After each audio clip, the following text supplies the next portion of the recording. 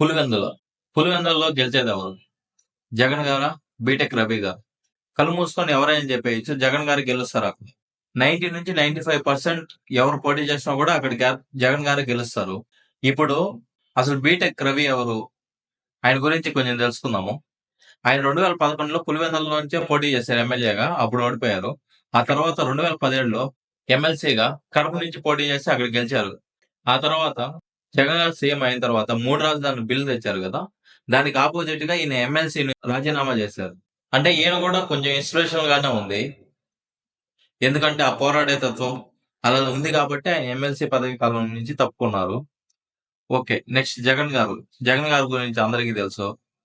2009 అప్పుడు ఎంపీ అయినప్పటి నుంచి 2011 పార్టీ పెట్టి, ఆ తర్వాత జైలుకి వెళ్లి, ఆ తర్వాత రిటర్న్ వచ్చి, మళ్ళీ ఎంక్వైరీలంటూ తిరిగి, పార్టీని బలంగా చేసుకునేసి, ఇప్పుడు సీఎం అయ్యారు. అంటే కొంచెం ఇన్స్‌పిరేషనల్ గదా! అన్ని ఆటుపోట్లు తట్టుకునేసి సీఎం అయ్యారు.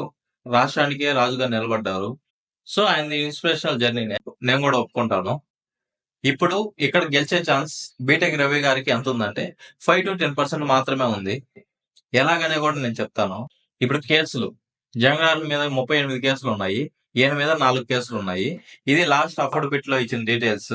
ఆస్తులు. జగన్ గారికి ఆటోమేటిక్‌గా ఆస్తులు ఎక్కువున్నాయి. అది అందరికి తెలుసు. బీటెక్ రవి గారితో పోలిస్తే. ఇంకా నెక్స్ట్ క్యాస్ట్. ఇద్దరు ఒకే వర్గానికి చెందిన వాళ్ళు. ఇంకొకటి పులివెందుల ప్రజలు ఎవరి సైడ్ ఉన్నారనేసి.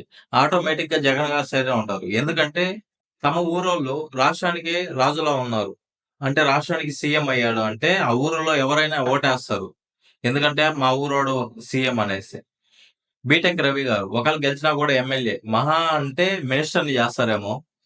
సీఎం అయితే అవ్వరు గదా! సో, ఆయనకి ఓట్లు పడే ఛాన్స్ కూడా చాలా తక్కువ.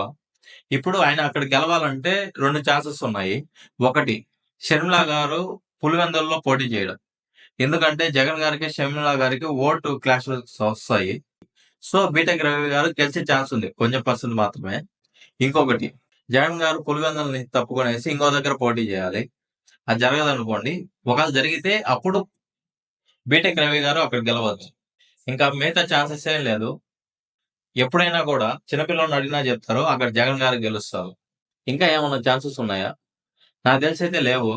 నేను చెప్పిన ఈ రీజన్స్‌లో ఏమైనా తప్పనిపిస్తే కామెంట్ చేయండి. Thank you.